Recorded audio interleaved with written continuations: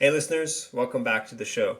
I'm your host, Nicholas Wenzel, and today I got to meet with Chuk Okpalugo. He's a stablecoin researcher and a product lead at Paxos. You might also know him as the writer behind The Weekly Stable, one of the best newsletters covering the fast-moving world of stablecoins. We covered a lot in this conversation, from the emerging focus on B2B solutions from MoonPay and Stripe, to the rise of stablecoin-focused blockchains like Plasma. We also got into the regulatory battles between the Stable Act and the Genius Act, the future of on-chain forex, and whether yield-bearing stablecoins will overtake USDC and USDT.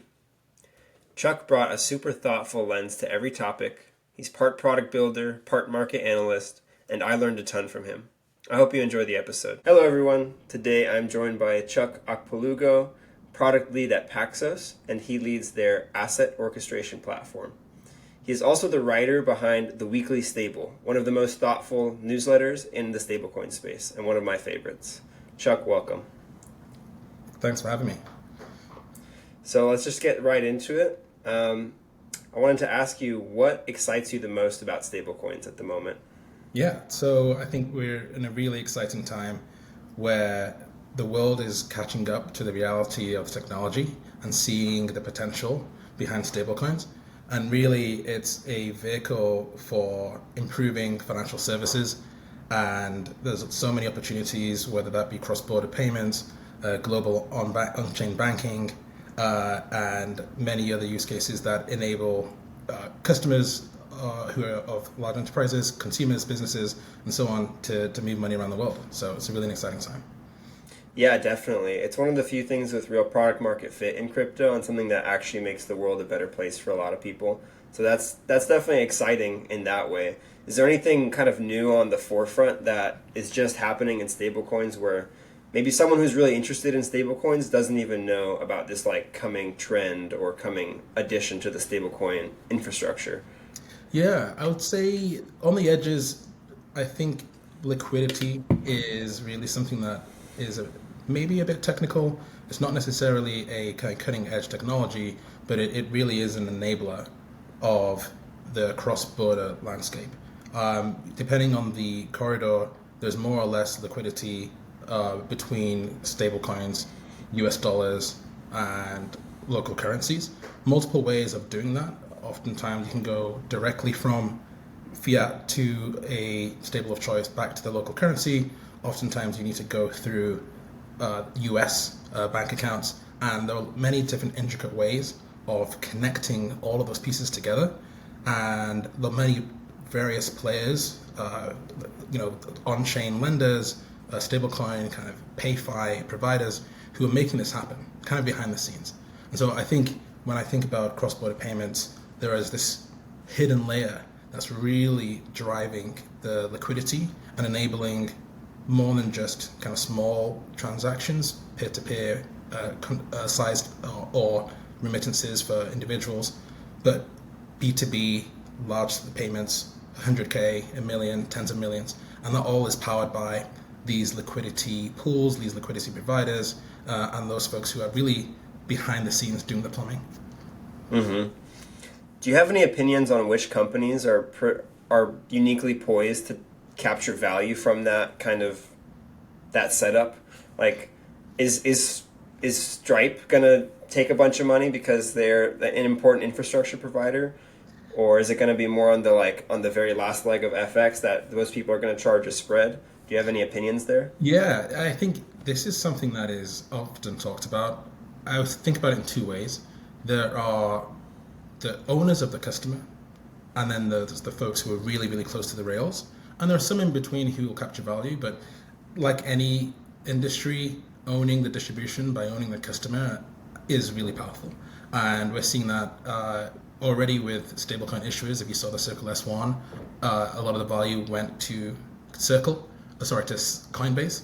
And I think Stripe already own or have as customers many of the merchants and businesses that are the drivers or receivers of these payments.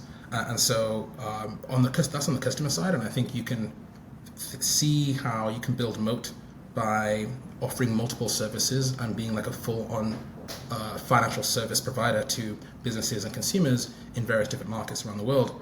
And then on the flip side, if you are very close to the metal, building the orchestration, maybe that includes having difficult to acquire bank accounts and bank relationships, licensing locally, smart routing between various different routes and aggregation of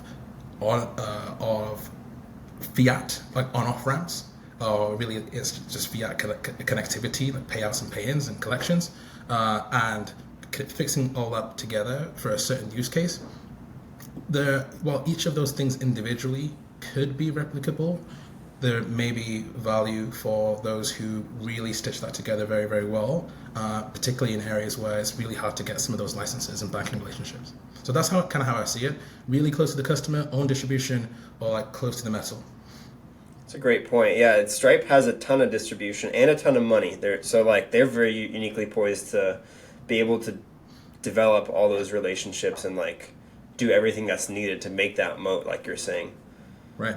I really think about it in the job to be done, right? And if you're the merchant, if you're the business, you just want to collect payments. You then don't want to deal with accounting, reconciliation.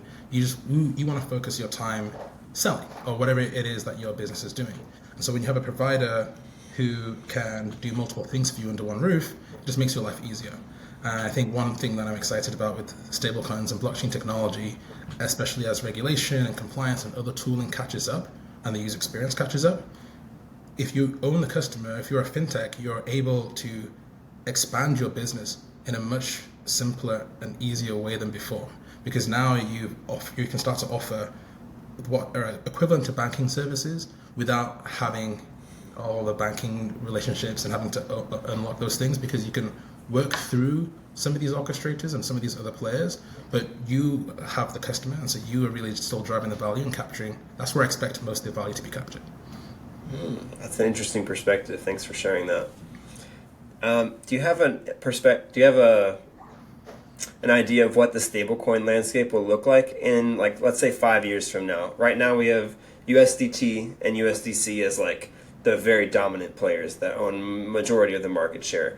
I'm talking in terms of stablecoin market cap. Like, do you expect a long tail of winners where it's a very distributed market cap style, or is it do you think this will continue where where USDT and USDC are like the vast majority of market cap with a bunch of little players that... Yeah, it's a really interesting question. I think there are a range of estimates, all in the trillions, right? I think Coinbase, there's another one from, actually I forget who, but if you look at the folks who put out research reports, it's 3 trillion, maybe 5 trillion by 2030. So 5 years from now, it's a 10x improvement or 10x growth. So looking at the current market cap today, 230 billion, mostly Tether, a bunch from USDC, and then a range of other stable coins. Where is the next, 2.7 trillion going to come from, right? And I think a lot of it will come from, a significant portion will come from the existing use cases, but we're now unlocking enterprise, we're unlocking institutions. Banks in the US will be able to issue their own stable coins. Maybe it's tokenized deposits, maybe under a different format. And there are so many use cases that are not unlocked today that we really represent that greenfield opportunity. So I haven't done the analysis myself to kind of try and think through how much of that 3 trillion will be from, regulated institutions in the US, the kind of large GSIB, globally systemically important banks who may want to have their own like settlement network, maybe more and more local or foreign or non-USD stablecoins grow. One of the things that I was thinking about recently was just what percentage that might be. I still think the US dollars are going to dominate, but still, if there's 1% of 3 trillion, that's still 30 billion of non-US dollar stablecoins. And so we'll have to see. I do think a significant portion will just be in use cases that most regular consumers don't really know about.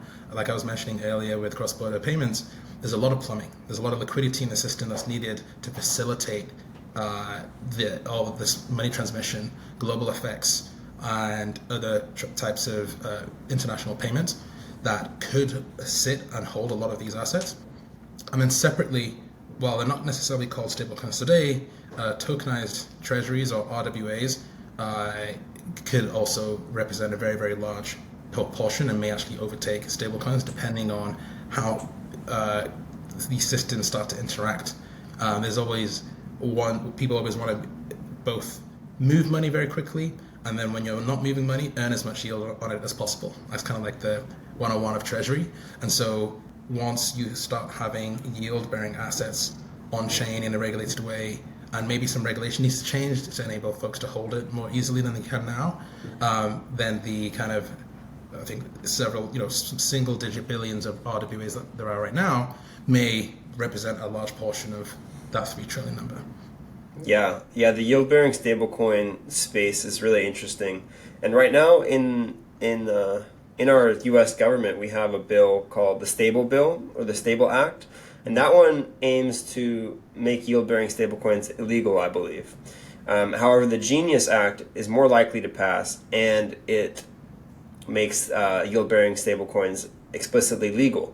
That is a very interesting dynamic, and do you have any opinions on like where that might be headed? Like if yield-bearing stablecoins become legal explicitly in law, do you think they overtake like non-yield-bearing stablecoins like USDC and USDT? I think it depends on how these things are classified. So in the Stables Act, the very, very clear kind of definition of a payment stablecoin can't pass on yield to the end user, has to be used in a certain way. And then in the Genius Act, it kind of keeps the door open for tokenizing high quality liquid assets, treasuries, and other things like that. And there are concerns, or there have been reported concerns about why the Stables Act was written in the way it was, whether that might be due to competition from the regular banking system or with the regular banking system, and the risk of deposits being less attractive in a bank versus one of these stable coins, which I'm less confident that that's the real reason, given that it is very easy to hold a money market fund if you're in the US already, but I'm sure there are inklings of that. There's also the challenge of thinking through how these things work within the securities landscape and existing securities frameworks. Lots of rules have been written around how to handle securities, exemption versus non-exemption, whether it needs to be a brokerage account, whether you need to be an accredited investor. These things get very complicated unless time is spent to kind of go through all the details and create new or adjusted guidelines. And so there is an element there of just, hey, we're under the direction to get a stablecoin bill out as quickly as possible. Let's just make things easy. So maybe there's some truth there, but I think the market, there's clearly demand in the market for tokenized treasuries. Now, if they are stablecoins or not stablecoins, I think that's something along the edges to kind of define, right? Where tokenized treasuries, it's allowed, it's a security, it's treated like a money market fund, or it's treated in a certain way, versus something that is freely available to anybody globally, worldwide. Those details need to be ironed out, and I think that's going to be super relevant. But overall, I think that it'll be real curious to see how the Stable and Genius Acts get merged together. And whether they will say, okay, so you're allowed to tokenize treasuries and pass yield, but then here are the requirements for that. That's not off the table. They may say, okay, so you're allowed to do it, but we need to do this type of kind of investor type protections, disclosures, if you're passing yield back to the end user, but it's not illegal. I think that would be a great outcome. If not, then you're in a scenario where there's people argue whether this is better for Circle, better for Tether. I think the consensus is that it's better for Tether, but realistically, the distributors will find ways to get value to the end users, whether that may be directly passing along the yield or reducing costs or subsidizing other aspects. The value will find its way. And so by saying it just in the rule that you can't pass it directly, that just causes complications that clever folks will find ways around. And so, yeah, that's a long way of saying really excited to see how it gets resolved. I don't think it's as much of a panic as people think it is. Regardless of which way it turns out, the value will end up in the end user's pockets eventually, and that's something that issuers need to kind of deal with when thinking through the business models. Yeah, I'm really excited for us to get some like regulatory clarity on this front, because I think that'll unlock a lot of innovation, and it'll encourage people to actually build in the space. Yep. What do you think the most broken part about stablecoins is today? Good one. There's multiple. I think of all of them, I'll just riff off a few. The multi-chain aspect, i.e. the proliferation of different stablecoins and different chains, is still a big problem. Even if it was just the same stablecoin on multiple chains, that's already one issue. But at the end of the day, you have at least two leading stablecoins in terms of what is currently used by the majority of the market cap and the majority of the holders. There's only going to be more, and large players are getting into the space. And so one needs to deal with that kind of proliferation, and there will be solutions built, cross-chain interoperability, cross-asset interoperability. You have kind of clearing systems, mechanics such as UBIX that want to provide a kind of clearinghouse where stablecoins can all go in and out one for one, and therefore you don't have to worry about the stablecoin. I think that's a really good idea that will need a lot of execution behind it. And then you have kind of market-driven or kind of convenience or friction-driven localization. And so for a given region or use case or market, maybe there's just a dominant stablecoin. You get a list of 5 or 10 or more on different use cases, but when you're doing business with this region, it's most likely going to be one or two. And I think the market will just have to evolve through it. And so that's the key thing for me. Otherwise, other things that didn't make the list but are still important to fix. Regulation, treating it as money or not as money, fitting it into existing rules for money transmission globally and global payments, and fraud protection and so on, and adjusting existing rules versus creating new ones to adjust for the new reality. And I guess I would say, yeah, I'll stop there. Those are the key ones that I'm thinking about. Yeah, I'm thinking through the whole like multi-chain problem as well. I think there's definitely a lot of room to be solving problems there, because yeah, like you said, in certain parts of the world, certain stablecoins are just so dominant. Like in a lot of Africa, I believe USDT on Tron is like the most common thing. And if I try to go there and say, hey, take my USDC on Solana, they're like, well, I can't take that and then go pay my friend with it. So no. And that very much fragments the usability of these. And then I need to bridge between the two. So there's definitely a lot of room to improve there.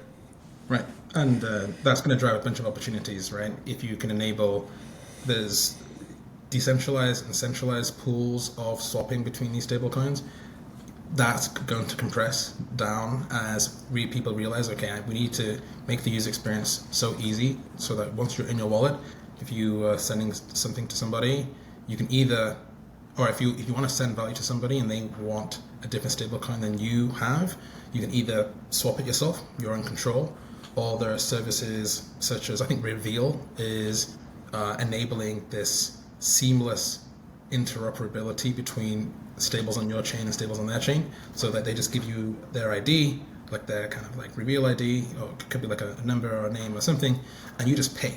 And then in the back end, they do all that for you, obviously for a fee, and hopefully there's more infrastructure like that.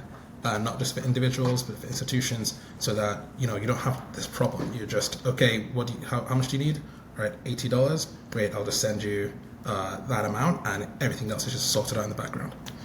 Yeah, that's really exciting. That's cool. That sounds like a cool product. I want to learn more about them. Are you bullish or bearish on the new stablecoin specific blockchains like Plasma and Codex and Converge and all these? So I'm really excited about seeing how they perform and how they go. Right. And then the way I think about these things is there are user problems to solve relative to the existing alternatives. And then even if you have like an idea that is like, okay, this is better, this is 10x better, it's got no fees or it's dedicated. There's then all of the other stakeholders and decision makers that need to play along for you to get there. And so when I think about the users, let's say for the users in around the world in emerging markets who are using Tron already, they're using Tether, and using Tether on Tron, and it has been a very cheap way to send money, but over time it's gotten more expensive relative to the newer chains. And so you're to send an amount of USDT, you're still spending $2 to $3. Now, if you have the same access to the distributors, the various like market makers, the exchanges who are involved in that ecosystem, and you can present and say, hey, by the way, we can enable movement of Tether for essentially free, then that's a great way. I think that's a very viable and great way to get in and start getting adoption. And so, obviously, for folks who are following the space, that's a hint at Plasma, right? They are backed by Tether. They are focused on Tether or USDT Zero, which is kind of like the omni-chain version of Tether. One of the key things about Plasma is that it has zero gas fees for USDT Zero, and they'll continue to build focusing on stablecoin movement. And I think I'm bullish on that general idea. There's still a lot more work for me to do to really understand how they're working. I've got some reading to do myself, but I like the idea of focusing on a very specific market. You've got access to the same distributors who are in that ecosystem, and then you're presenting them with a choice, and you're saying, hey, this is something where your users have to spend $2 per transaction, and here's the alternative, and it's much better because it's essentially free. Not an easy task, but I think being very, very targeted is one way of approaching it. And you've also got Codex, you've got Converge, you've got One Money Network, and I think, again, with all these things, if they are focusing on a specific market use case, maybe it's institutions, regulated institutions who are not already adopting Solana and Ethereum, don't want to use Base, for example, then you're not having to compare they're not working with an alternative that is already pretty good. You're kind of getting in a bit early in a greenfield area, and that's why I think there's a lot of potential for dedicated chains if you're going after like a new market. Less bullish about trying to go head to head with Solana for exactly the same use case that people are building apps on Solana, because I think you're just going to come up against the friction of like, why should I switch? Like, all my friends are using it. The liquidity provider that I'm connected to is using it. The exchange, everything is just kind of here. I don't have an incentive to switch. Versus in those other cases that I've talked about, you have a very clear incentive to switch. You have access to distribution, or you're targeting a very specific market that hasn't got a kind of incumbent yet, and then you can grow with them. Yeah, I think that's a great way of framing it, that the success of these blockchains would really be best to focus on like new distribution and using those tools to like maybe Plasma has backing from Tether, so they can use a lot of like Tether's incentives to spread the word and get those users who are on Tron right now and bring them over to Plasma, rather than going to like compete with Solana on like dApps or something. They're more focused on getting payments people in, and it's focused on distribution. I think that's a good point. Yeah, distribution is hard. It's expensive. It takes time, and so I think businesses, people in the ecosystem, stakeholders, there's always that kind of ROI, that mental ROI of like, okay, what am I getting for what do I need to do? What's the friction needed? Who do I need to go and talk to? How much of the benefits am I expected to get. Kind of like a behavioral psychology angle of how likely are they to switch. And if you're going head to head with an existing ecosystem that you don't have distribution in, if you don't have a lot of money, it's going to be a bad time. But I feel like Plasma are well positioned because of their connection through Tether to the and targeting of the same market for USDT on Tron, but with like a clear comparison. So, hey, this thing that you're spending $2 or it's free. Okay, we're going to work with the same wallet providers and get connected. You need to get distributed through like folks like Privy and Dynamic. And so it's a hard challenge, but I'm much more confident, or I would be much more confident, with a very, very clear value proposition where you have access to the distribution and you can overcome the friction, or you're targeting a kind of untapped, underserved market. I'm less confident about going head to head on something that is already like decently well served. Yeah, great point. Are there any use cases for stablecoins that you think are overhyped right now? I think a lot of it is overhyped. I say this a lot when I'm having conversations with people. I think there's necessary hype to bring people into the market, to build things like liquidity, to focus on regulation, improve compliance tools, improve user experience. And so you kind of need the hype to move the ecosystem forward. And so I think it's sufficiently hyped for cross-border payments, for financial access, for payroll and remote workers, and being able to spend globally with a Visa or MasterCard attached. I think that those are all very fantastic use cases, and you can look at the numbers and you see them. I think it's overhyped when people talk about Visa, MasterCard, i.e. spending at merchants. In terms of marketing or general conversation about stablecoins, people think about payments and they think about card payments and the 3% that businesses get charged to be part of the kind of card network for party model. And then they say, oh, stablecoins, it costs me 0 to cent, pretty much 0 to cent from me to you, 3%, that seems expensive. Business is going to, save a bunch of money. That will happen. I just think that there's a lot of the card spend economy that is fine. And consumers like what they have. They want to get points. They want rewards. They're fairly well banked. And then the merchants, I'm sure they'd always want less than 3%, but in exchange for that 3%, they're getting easy access to hundreds and millions, billions of consumers. The risk of fraud and chargebacks and other things are all kind of priced into that model. And in order to have for Visa, MasterCard, and Amex to build those networks out, it's this really long, intricate, complex world of ISOs and acquirers and issuers, and this incentive has enabled this network to exist, and there's value in there. And even if you kind of competed those prices down, I think it would still only compress slightly to the cost of like fraud, compliance, and managing all these different risks.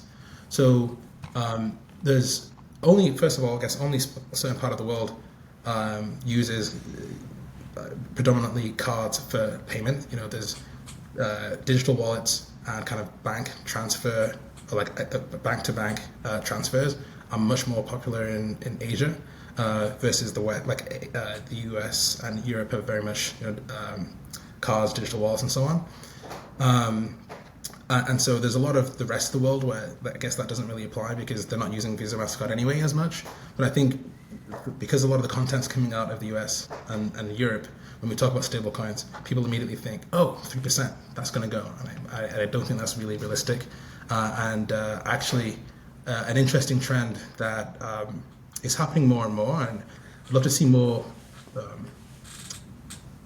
data here as the trend continues, but stablecoin-backed Visa and MasterCards are growing in proliferation, growing in volume, and so this idea that stablecoins are going to take over and be the demise of Visa and MasterCard is actually playing in reverse at the moment. It's actually Visa and MasterCard are driving stablecoin adoption. They're giving stablecoins utility, because this thing that you were struggling to pay with online, now you can pay online. Now you can have stablecoins in anywhere in the world, have a Visa or MasterCard backed card by Rain or We.Pay or like a Gnosis Pay or a linked wallet or something like that.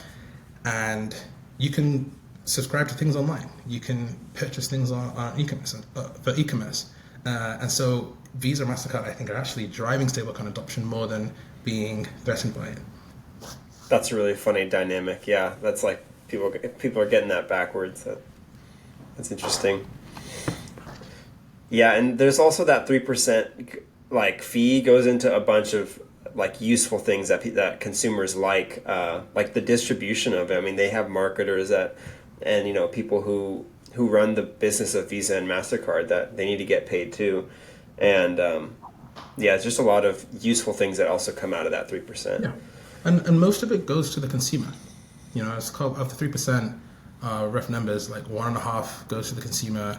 The Visa rate is like 15 to 25 basis points. I need to check these numbers. And then the merchant acquirer only gets like less than I guess around 1% or less. And so the majority goes to the card issuer. And the card issuer is the one who owns the card program with the user and enables you to, on your Chase travel card or your other kind of international or all these different card spending mechanisms, a lot of that gets passed back to the user in terms of cashback, airline miles, or the benefits. And so if you're a user in a developed market who's well banked and has access to credit or even debit, you're not necessarily feeling like you have much of a problem, even though the merchant may feel like they're not getting their side of the bargain. Particularly when we think about, I know I just mentioned earlier, fraud and chargeback risk and so on. That's really important and valuable online, less so in person. So you go to a coffee shop, they've given you the coffee, like you've had it. Like there's no need for a chargeback. There's no fraud. Like you've got it there. Everything's fine, and there's still that 3% charge. So I can see in those scenarios where that it probably doesn't quite make sense to have all of that value built into that network, and there's probably other ways to facilitate that payment. But for online, for e-commerce, for digital goods, for shipped goods, like things that need to be delivered and you receive it and you don't like it or you never receive it, those extra protections are valuable to the consumer and the merchant. Yeah, great point.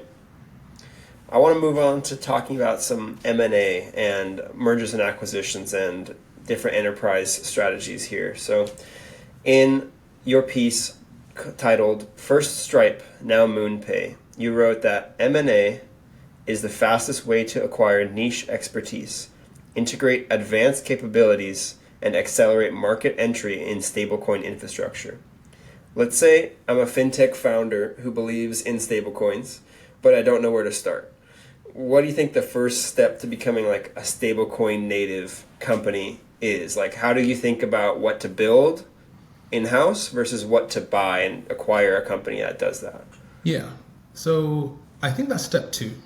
I think step 1 is looking at your existing business and strategy, who you're serving, what types of use cases and flows, and then understanding, okay, what do we need to continue along our strategy? That may be growth, that may be differentiation in a certain way, there may be market expansion via different geographies, it may be market expansion via different solutions and products that your existing customers or adjacent customers may want. So I think it starts there, because when you look through that list and you have well-banked types of businesses that don't necessarily have much online, or they do online, but mostly their customers are also well-banked, and they don't necessarily do that many cross-border payments, and the flows are maybe complex, but not necessarily ones that can be optimized further. Maybe stablecoins don't have a role to play, right? And so starting out with understanding your business, understanding your positioning, and then your strategy and prioritization. That's the first step. Okay, so now you're looking at some of your flows, and you've concluded, actually, there's a lot we can do here. Flows to this country could be better. Our customers are demanding a new payment rail of stablecoins, or we are spending X amount or having to wait multiple days to do cross-border payments. They take, on a good day, 2 days, on a bad day, 7, maybe multiple weeks, and money is trapped. And as I mentioned earlier, I think earlier in this conversation, this whole game of treasury, I'm sitting on a bunch of cash for different reasons. I want to earn as much, especially now when yields are 4%, as I can, and having to, if I know a payment's going to take 7 days, I need to liquidate my treasuries to then send so that it gets there on time. So there are those optimizations that can be made. Another key one is think about where your customers are and looking at if you are serving or adjacent to serving customers in Latin America or West Africa or other emerging markets where you have a right to win, but you don't necessarily have all the build out of the kind of traditional banking rails to serve. So now you're in this world of there's a problem for me to solve that's aligned with my strategy. Now we're kind of into the actual answer of the question of how do you think about going about it. And so I think it's worthwhile understanding the stack. This is why I go into the piece of, there is, once you're into the stablecoin world, there's blockchain infrastructure that is really kind of hold, send, receive blockchain assets. Okay, in order to do that, you need wallet technology and internal processes for security and compliance can come later. And there's a range of providers who provide that. And depending on what you're trying to do and what use case it is, that you can build that internally in-house from the ground up using kind of low-level players like Turnkey, medium-level players like Privy, Dynamic. Is it a wallet for yourself? Is it a wallet for your end users? So is it an embedded wallet player? Is it you just need a wallet for your own operations? That will change, whether you need like a Utila or a Fortify or a Fireblocks, or whether you need an embedded wallet like those I just mentioned. And then what are you doing with it? Okay, how are you sending? Is it just stablecoin or blockchain transfers, or do you also need to connect to other orchestrators that can enable you to do on-off ramping of fiat? It could be the local fiat that you have already. Let's say you're a European entity, you already plugged into SEPA rails, but now you need to convert those euros to stablecoin, and now you want to enable sending of Argentinian pesos, Thai baht. Well, you're going to have to plug into players who enable those types of cross-border payments. And so, we talked about wallets. We talked about kind of orchestrators. You probably already have good banking relationships. Ideally, you need to work with or ensure that your banking relationships do not get negatively impacted, or work with banks that is comfortable. Then you probably already have financial kind of regulation and compliance operations and steps. You need to look at those and adjust them to be ready for digital assets, depending on the regions. Currently, the regions are very spotty. The digital asset regulation is kind of still developing around the world. So you can do that yourself and get your own licenses, or again, work with one of these orchestrators or a third party to do all this stuff. And so when you stitch all that together, you're then figuring out, okay, I can hold, I can send globally around the world, I can do it in a compliant way. I've figured out, I've thought through the risks, and those are all. Once you understand, all those things, you can think through, okay, what would it take for me to build it from scratch, to build it by stitching together some of these platforms? Is it self-custodial, or do I want to use a custodian? Do you need a team in-house to manage that process, to build that process, to kind of educate your internal risk teams, operations teams, legal. So you can see that the list of things to do does grow very quickly. And so it really does come down to whether this particular set of capabilities is going to be a differentiator for you. If it is, then over time you probably want to do a lot of this stuff in-house. But in order to get there, you may want to start quickly, get to market fast with using one of the providers that I mentioned.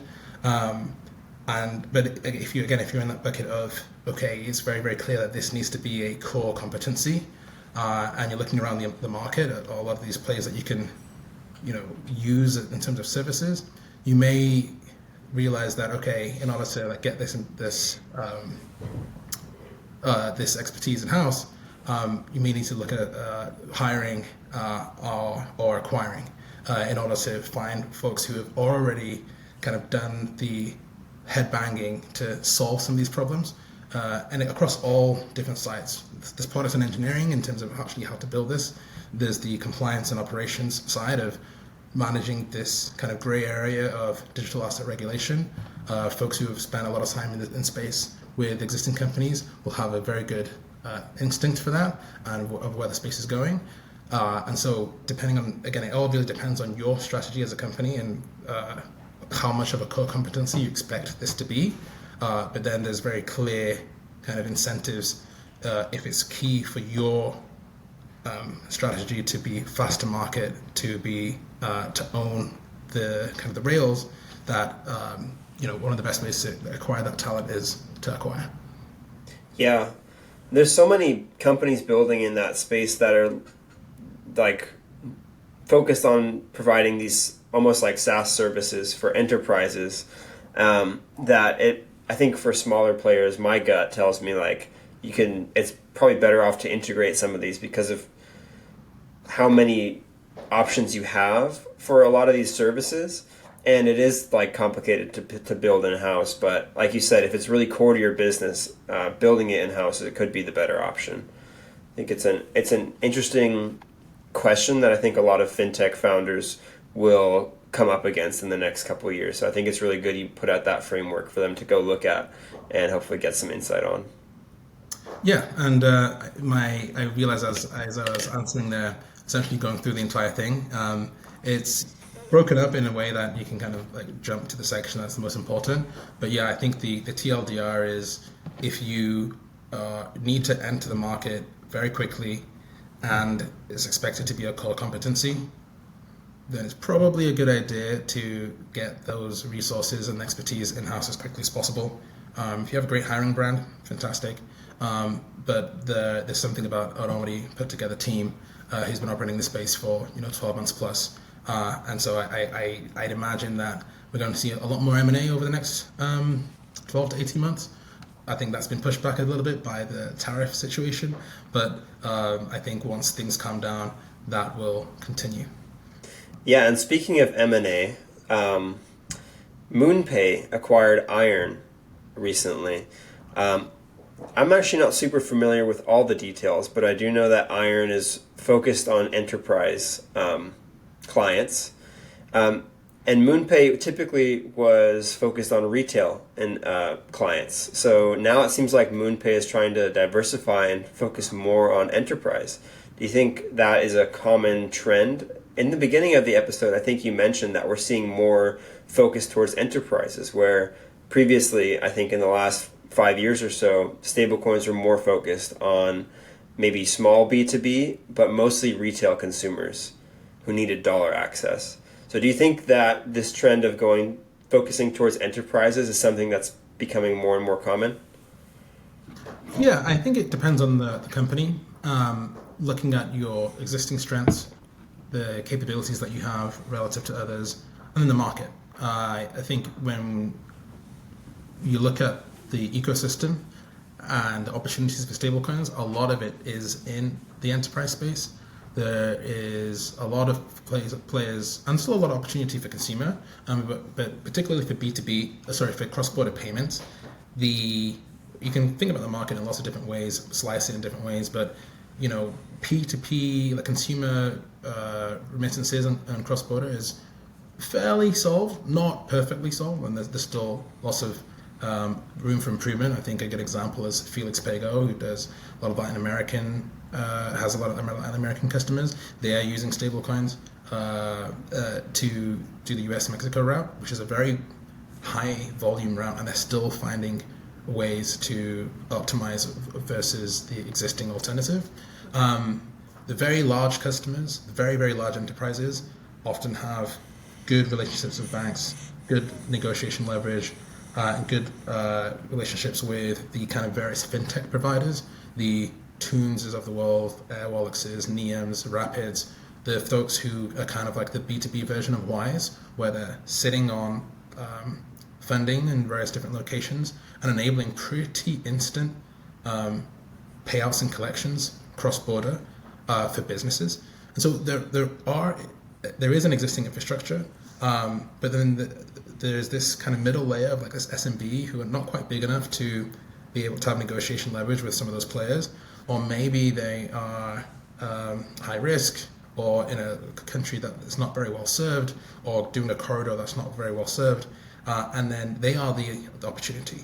And so enterprise, I think, is the enterprise B2B cross-border payments, or maybe I'll just say B2B cross-border payments, is very, very exciting, and the ability to provide a lot more financial services to enterprises is, I think, what gets MoonPay excited, and why part of the reason why they bought Iron. They do already have, my understanding is that they already do serve businesses today. You're enabling, for folks who don't know, they're like the largest on-off ramp for crypto, and the on-off ramping is going to crypto businesses, but increasingly other merchants to pay for certain things, online e-commerce and so on. So they have a growing existing base of merchants that they are working with that they can now provide much more full financial services to, business accounts, payments, earning yield, cross-border payments, as I mentioned. And so this is a really good example of the kind of framework that we were talking about earlier. They look at their strategy, they look at their an adjacent market, merchants, that they're already starting to solve, that they have good relationships with, that before stablecoins and blockchain would have been very, very expensive for them to have set up a merchant banking financial services platform. But now, with stablecoins, with yield, with connection to all these orchestrators for collections and payouts, they can now provide a really good merchant banking or merchant financial services product. And that's something that I think we'll see more of. I kind of call it like the super merchant acquirer, where you're helping your merchants accept payments in all forms. Yes, you've got cards, bank to bank, and then also crypto.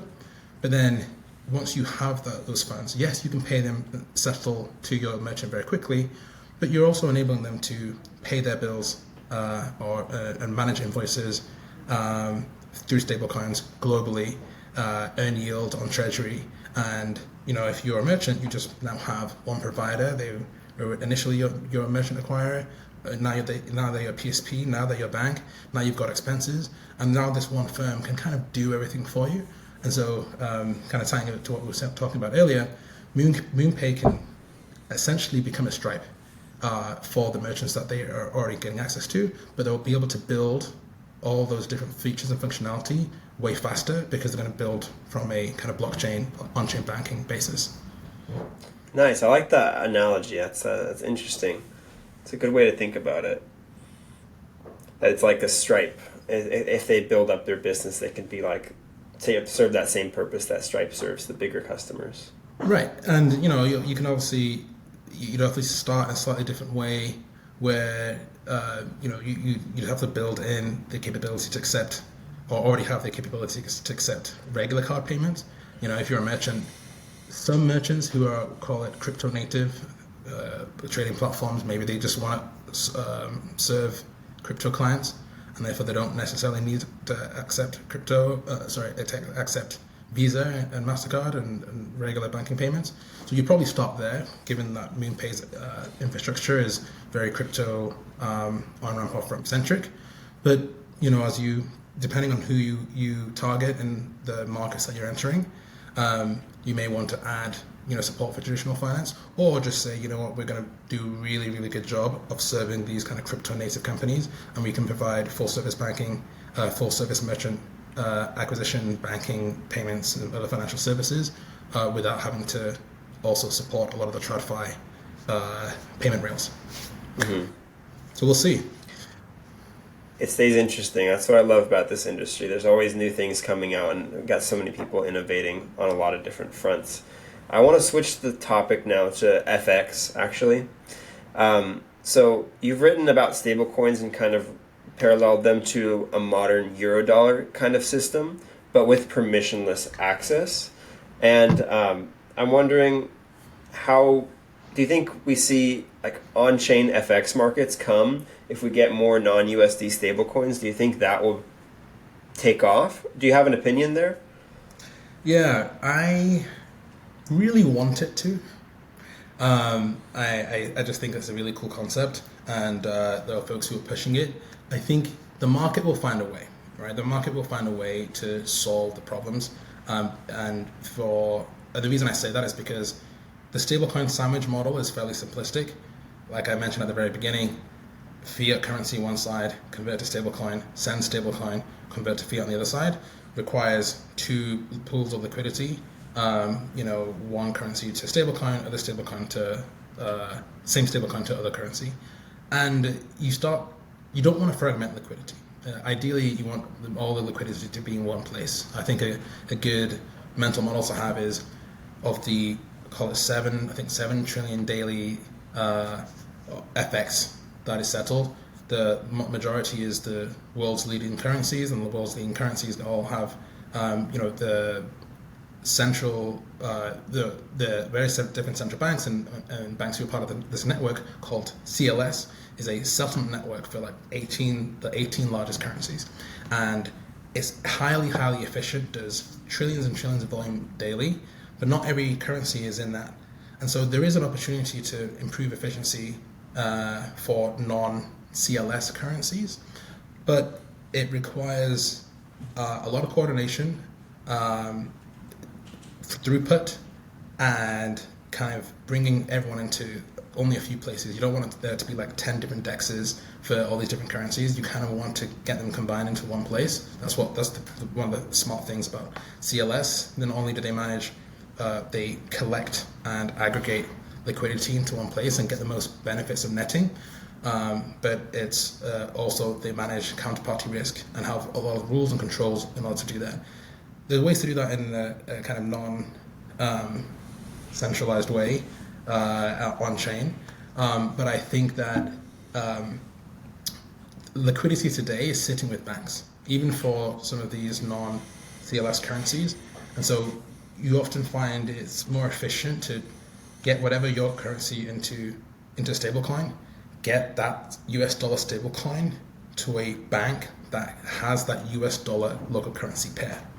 And so like banks like DBS and others are very, very good at FX. And what you're really trying to do is to for the very large amounts, is you want to get USD to where there's already liquidity. And that's the most efficient way that can be the most efficient way and cheap way to move money around the world. But that's the way things are today. So maybe for certain corridors, there's this kind of shadow market, or for certain use cases, it just makes more sense for there to be a kind of a major regional exchange where you have these foreign currency pairs, and then liquidity goes through those.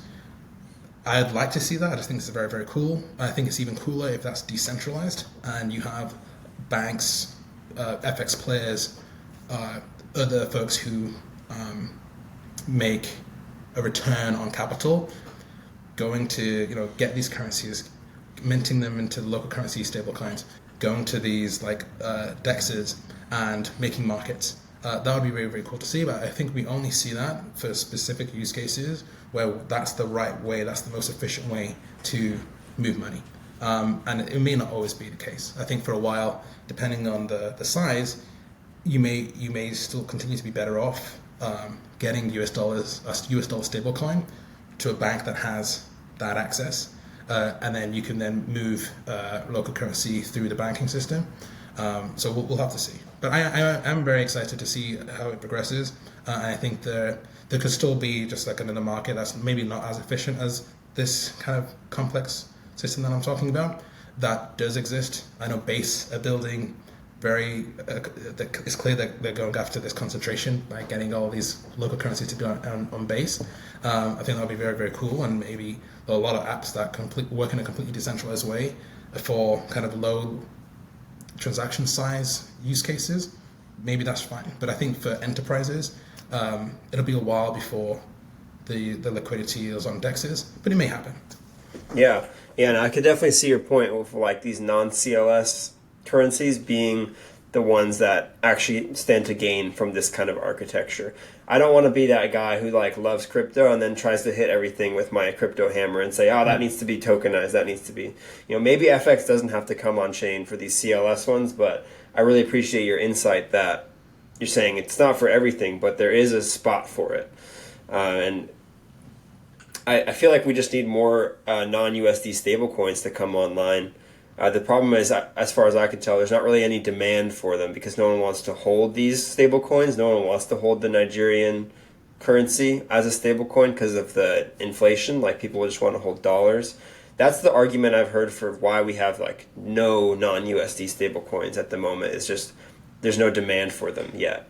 And if there's maybe demand for them by market makers to like make these FX markets, then maybe that's the catalyst we see to create more supply of these non-USD stablecoins.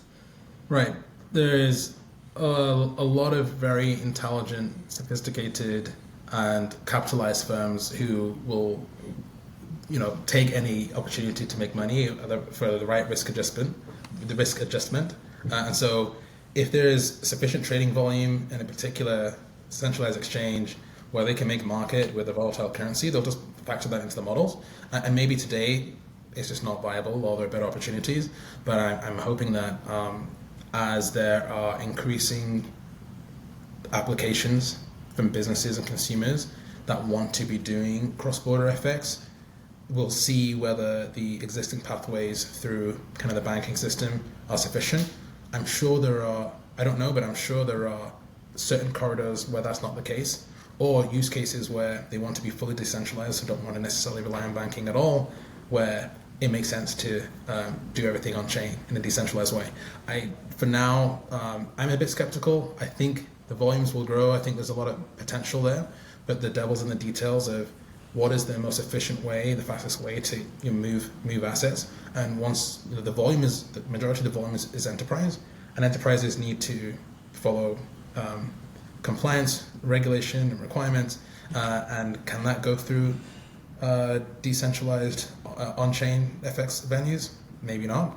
Even if they can, do your existing banks want you to be in that business, or will that affect your relationship? There are all these different frictions. So we may, if it is going to happen, it'll happen in the kind of really not edge case, but the edge, early adoption, I should say. Consumers, P2P, maybe businesses that are more high risk, that aren't really on banks in the first place, firms, banks, enterprises that are fully on chain already. That's probably where you'll see it. How much of that, how big is that of the overall market? We're going to have to see. So I'm excited to see how it progresses. I think it can solve a lot of problems, but there's like the iceberg, right? Underneath the water level. There's a lot of other things that are going on for cross-border effects that aren't necessarily just solved with get the non-currency, non-USD stablecoin on chain, get a DEX, and then you're golden. Yeah, that's a really good point. I do want to keep talking about USD stablecoins, and if you had a guess of which USD stablecoin you think will see the most market cap success in the coming years, what's your feelings there? Interesting. Hard to predict. Then I would say Tether. I'll give you my reasoning, and then we can give wide angles or wide areas of potential outcomes. So Tether are just making so much money, right? I was estimating it on one of those posts that I wrote. Yeah, they made 10 billion last year, but a bunch of that was marking up of assets, and also that was when we raised at 5%. But if you kind of make a bunch of adjustments, they're making $5 billion of like just cash on like run rate based on how much they have today, based on 4%. No one else has that kind of money, and so even if you have a Circle, incredible strategy, all this distribution. I work at Paxos. We're building USDG with the Global Dollar Network that has partners such as Anchorage, Robinhood, Kraken, and others. Let's say that will get distributed through all those different parties and work really well for those use cases. No one has $5 billion a year to pump into a particular strategy, and so I think that Tether, as long as they continue to, have people in the right places in terms of closeness to the regulators and continue to innovate, then they'll find these opportunities and they have the capital to go after it. Then my second answer would be a stablecoin that doesn't exist yet. And it could be related. It could be a Fidelity. It could be some banking consortium. It could be a US dollar banking regulated financial institution consortium out of Asia. The euro dollar concept of there's a lot of demand for offshore dollars across the entire spectrum of business type. And at the very top of that, there's governments, but just below that, then you have these regulated financial institutions who are all trading with each other for various different reasons and want something that they can trust. And again, it kind of goes back to the idea of this hidden world of plumbing that we call it wholesale. And I think the stat is 200 trillion B2B cross-border B2B payments, but that's all non-wholesale. Wholesale is hundreds of trillions of movement. I think that's right. We'll have to check, but 200 trillion. 200 trillion of cross B2B cross-border, and then call it another 400, 500, maybe 600 of just wholesale that people don't necessarily see. And so the largest stablecoin may end up being part of that system, and most of us just won't really have access to it. Will it be on a public chain? Maybe, possibly. Could it be on a public chain with confidential transfers and other privacy? Probably. And at that time, we may not even know that there's trillions and trillions of this new stablecoin that's just powering the global financial system. Nice. That's an interesting lens to take on it, that there's all this money transfer. The question is, I guess, how much does stablecoins really fit into powering that? I think for the cross-border stuff, it makes a lot of sense, but within a country, I think the current system works pretty well, right? Yeah, and I think it depends on country, right? So one of the things that we were mentioning with non-US dollar stablecoins is the benefits, and FX, global FX trading is one of them. Financial access in local markets is another. And I think it's particularly, with every situation, whenever I think about stablecoins or any product really, it's who's the user, what's their use case, and what's their alternative, or the current system or the current alternative.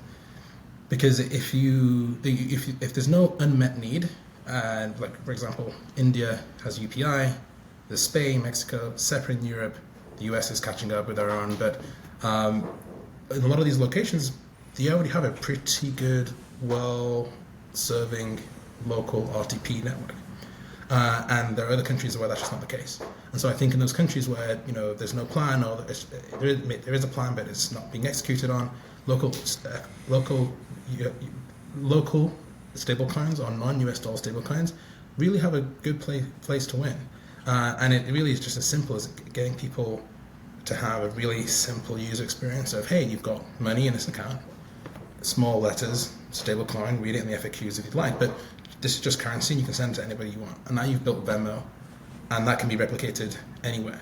And so every country can have their Venmo. That's now all interoperable. You do have firms like Sling who are building out their own kind of network on the same application, connecting to local banking rails and having a naming system. That's awesome, and I think that I'm excited to see that grow. But part of the benefit of blockchain and stablecoins is that it's decentralized. And so multiple providers, apps, fintechs, web apps, can pop up and enable you in a country where there is no real-time payment network to now have a real-time payment network. And then if you want, yes, to connect us to DeFi and then get dollars, stick a card on it, and now you can spend globally, sure. But maybe there's some apps that just start with, hey, this is mobile money, and now it's mobile money with dollar access. Now it's mobile money with dollar access, earn 5% yield, and spend on card, if you want. But maybe for a lot of use cases, it's just I just wanted to hold my local currency, and there wasn't a very good alternative, and now I've got one. Nice. I like that framing. That's a good way to think about it. Wrapping up here, I wanted to ask you about your writing at the Weekly Stable. Sure. It's become a very trusted read in fintech and people who are interested in the intersection between fintech and crypto. And I wondered how you decided what goes in each week and like what your writing process is like. Yeah. So, for those who don't know, it's a newsletter under This Week in Fintech. So This Week in Fintech is like one of the leading, if not the leading, kind of fintech newsletter, like almost 200K subscribers.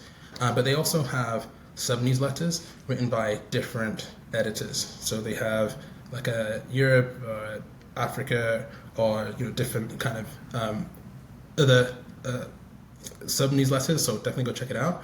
I write the one that's focused on stablecoins.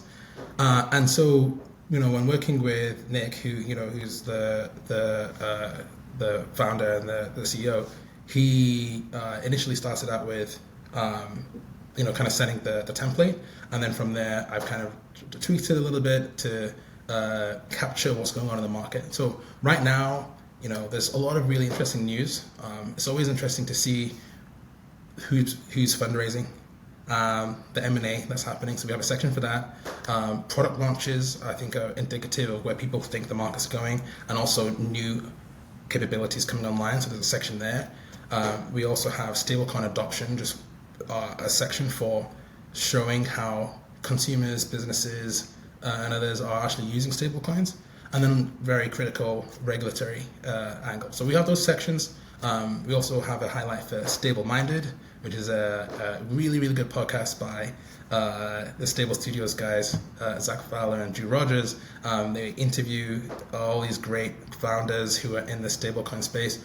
Highly, highly, highly recommend watching it. It's actually how I kind of got really into actually putting out content.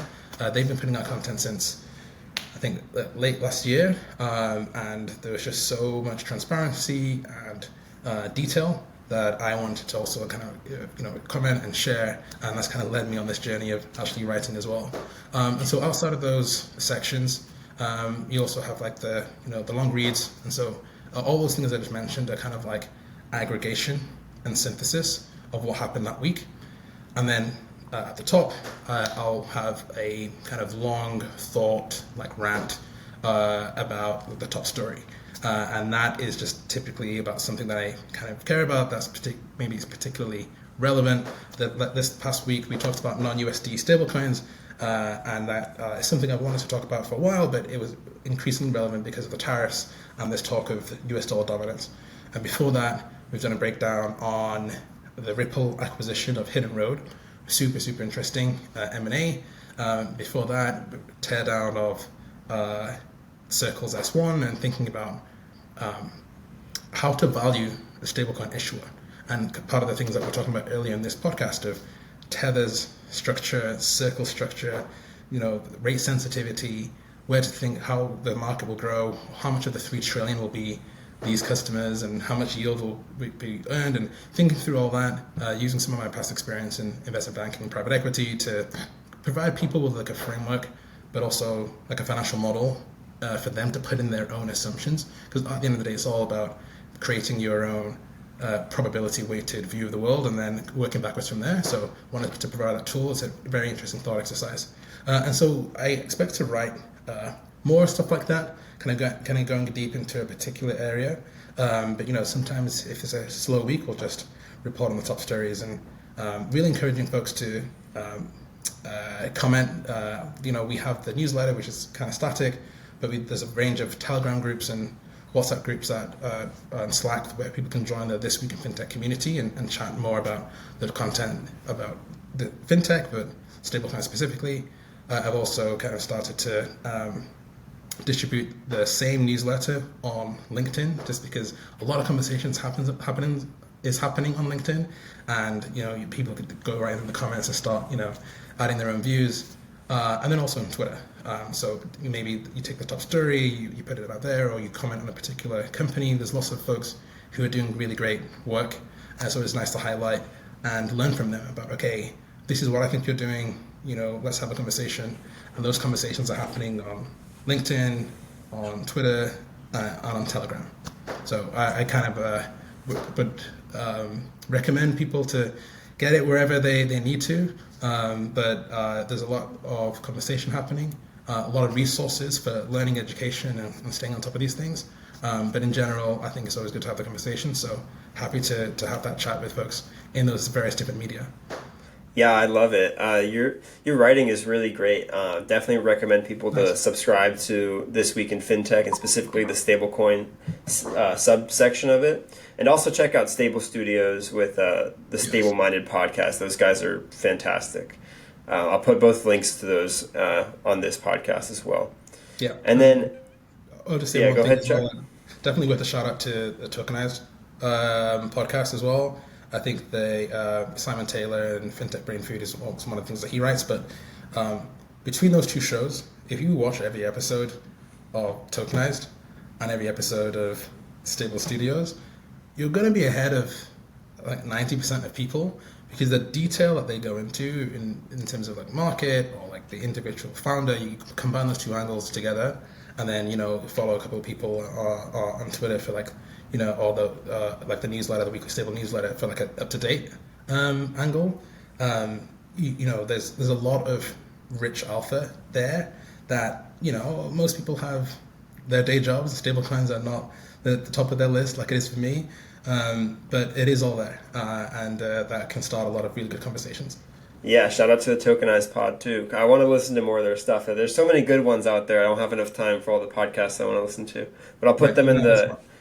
Yeah, exactly. And then any spicy takes you have about stablecoins or about crypto? Oh man, be divisive. This is not really spicy. I think it's the spicy take that everyone now has. But I like spice in general, so I guess it fits with that. Use cases, man. Just like there's so many things that can be built for the idea of the technology, but at the end of the day, we talked about it in this podcast, right? Target user. What's the unmet need? What are they trying to do relative to the alternative? And can you make a better solution for that? And if the answer is no, or we don't need Bitcoin or blockchain or stablecoins for that, then that's something to consider. I really think that being user focused, and this is typical, call it what you want, product management 101 or entrepreneurship startup 101, but focusing on the problem, and that means focusing on the target user. What are they doing? That most people don't necessarily just want to send a cross-border payment for the sake of it. They're doing business. They're sending money home. They are living their life, and this is just part of it. And so focusing on those use cases and those problems, and then seeing, hey, is stablecoin or this infra a tool to solve that problem better than the existing alternative in a way that's low friction? Great, go build an awesome application. Otherwise, stop trying to like make fetch happen, as the saying goes. Yeah, I love it. So where should our viewers go to find you, Chuck? Anywhere you'd like to direct them to? Yes, I am Chuk XYZ on Twitter. That's CHUK_XYZ. That's the same as my Telegram handle. I try to respond to people as much as I can. Otherwise, you can find me on LinkedIn, Chuk Okpalugo. The link will be here. and then, as we mentioned, the weekly stable newsletter. So if you go to thisweekinfintech.com, you hit subscribe, add in your email address, then you'll get a selection of all the newsletters that This Week in Fintech has. You can pick the fintech one, weekly stable, and others that you could be interested in. But yeah, that's where you can find me. All right. All those links will be in the description. Chuk, thank you so much for coming on. It was a blast. Yes, and thanks for setting this up. It was really fun. All right. Take care. Cool.